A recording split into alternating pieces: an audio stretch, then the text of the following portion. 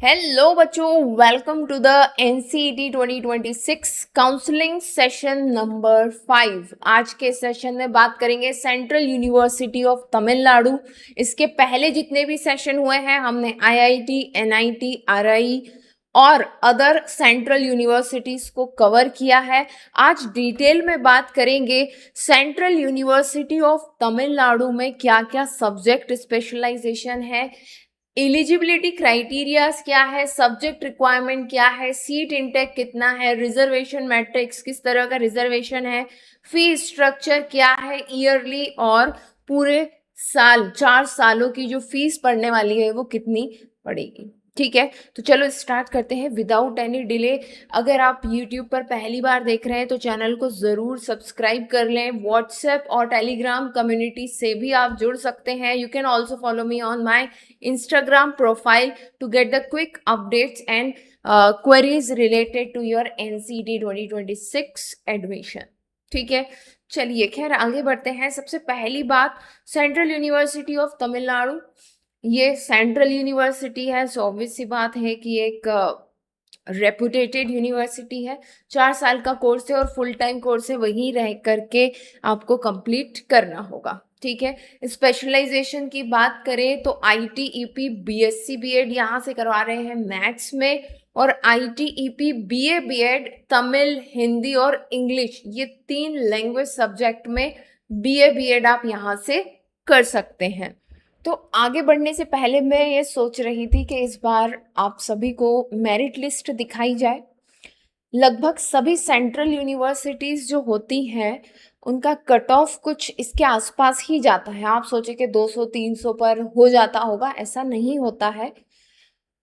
Irrespective कि कितने बच्चों ने इस बार अप्लाई किया है, किस तरह का पेपर आया है, थोड़ा बहुत ऊपर नीचे स्कोर चलता है, बट फिर भी जो फर्स्ट मेरिट लिस्ट आती है लगभग उसका स्कोर 20 नंबर ऊपर या 20 नंबर नीचे आपको देखने को मिल सकता है। अब आप मेरे सामने देख रहे होंगे सेंट्रल यूनिवर्सिटी ऑफ तमिलनाडु की provisional merit list of NCET 2025।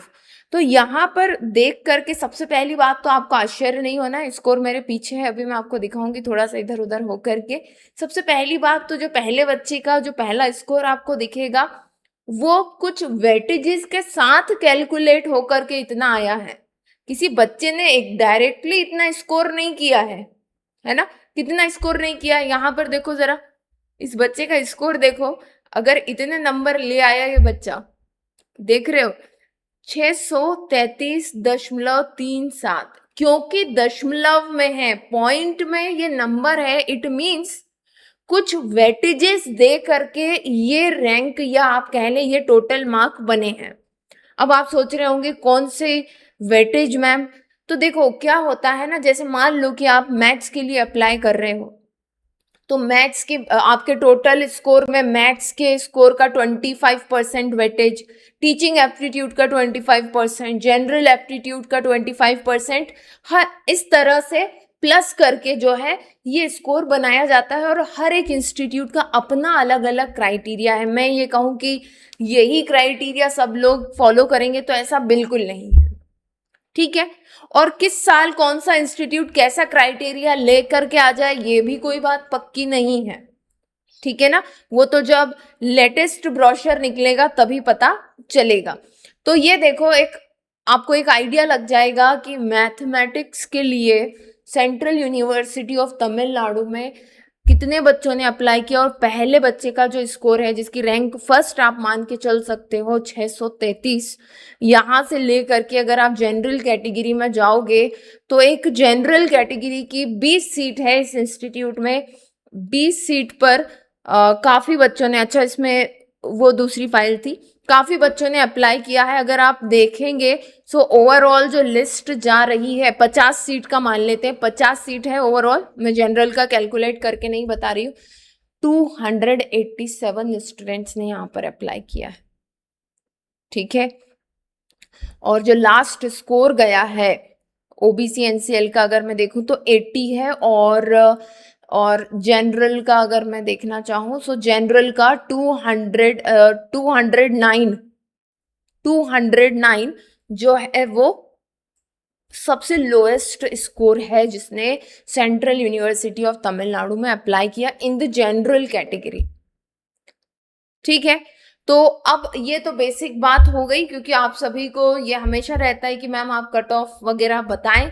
तो सबसे पहली चीज मैंने आपको ये बता दी। दूसरी चीज बच्चों आप ये भी जान लें कि हर एक इंस्टीट्यूट जो है वो कट ऑफ लिस्ट नंबर सहित रिलीज नहीं करता है ना। सो मैं आपको इमेजिनरी डाटा तो नहीं बता सकती हूँ। जिनकी लिस्ट है बिल्कुल हम लोग वो सारी चीजें डिस्कस करेंगे कि कहाँ पर कितना हाई कितना लो जाता है। बट आप सोचे कि किसी आईआईटी ने अपने कट ऑफ लिस्ट जारी ही नहीं की, वो सिर्फ बच्चों के नाम दे देते हैं, तो फिर उस केस में मैं क्या आपको कोई भी नाम नहीं बता सकता है या आपको कट ऑफ नहीं बता सकता है। ठीक है, ये बात क्लियर है। अब हम आगे बढ़ते हैं, राइट। आगे बढ़ते हैं, बात करते हैं एजुकेशनल क्वालिफिकेशन की। सो 10+2 होना तो जरूरी है ही, ये बात तो बिल्कुल पक्की है। वो सभी बच्चे जिन्होंने 2026 मार्च 2026 में अपना 12th का एग्जाम दिया है, वो सभी लोग इस यूनिवर्सिटी में अप्लाई कर सकते हैं, बिल्कुल कर सकते हैं। इसके पहले जो आप अगर ड्रॉप आउट भी रहे हैं तो भी आप कर सकते हैं। 1 से 2 ईयर के ड्रॉप आउट हर एक यूनिवर्सिटी के लिए एप्लीकेबल होते हैं। ओके, नाउ मूव करते हैं मिनिमम मार्क्स रिक्वायरमेंट। तो जनरल कैटेगरी के बच्चों के लिए 60% मार्क्स होना जरूरी है 12th में।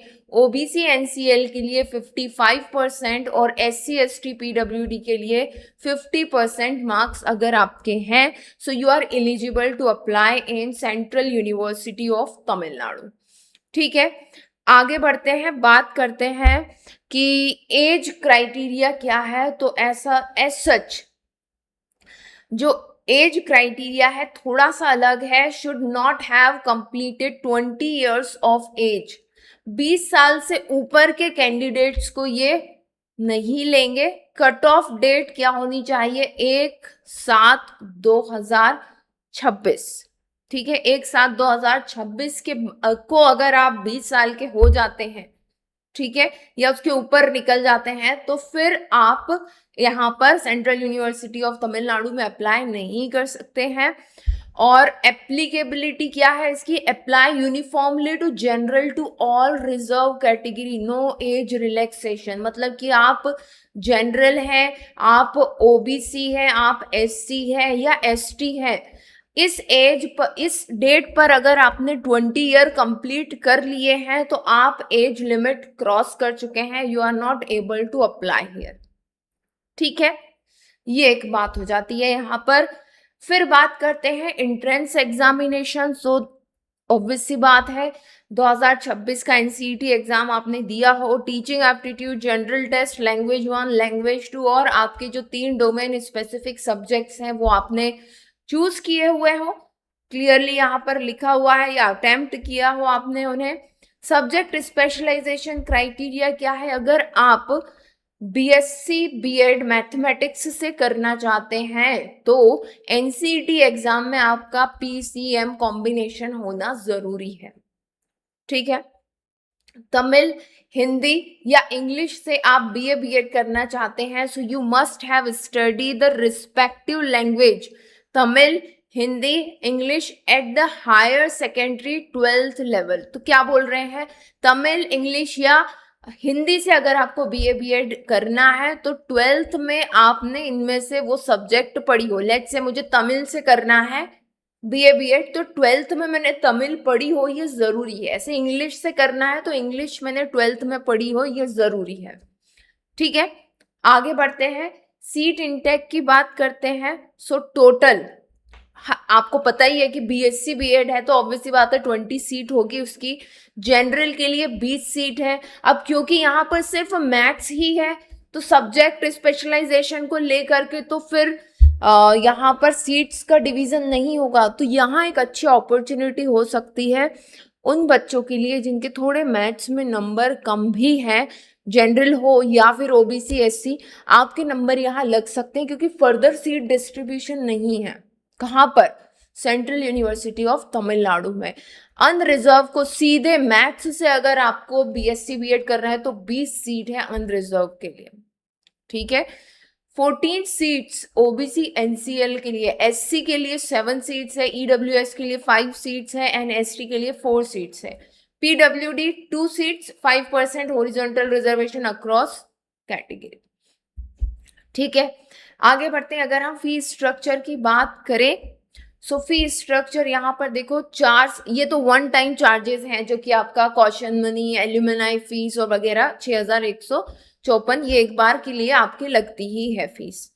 4 साल की अगर हम ट्यूशन फीस की बात करें, जो आपके पढ़ाई का मेन कोर जो खर्चा है, वो अगर आप देखते हैं तो 1,05,032 रुपए के आसपास है, थोड़ा सा ऊपर नीचे हो सकता है। हॉस्टल और मेस चार्जेस जो है वो 21,000 के आसपास है। तो टोटल एस्टिमेटेड फीस जो आपकी बनती है वो 1,32,000 के आसपास बन रही है 4 ईयर की, ठीक है।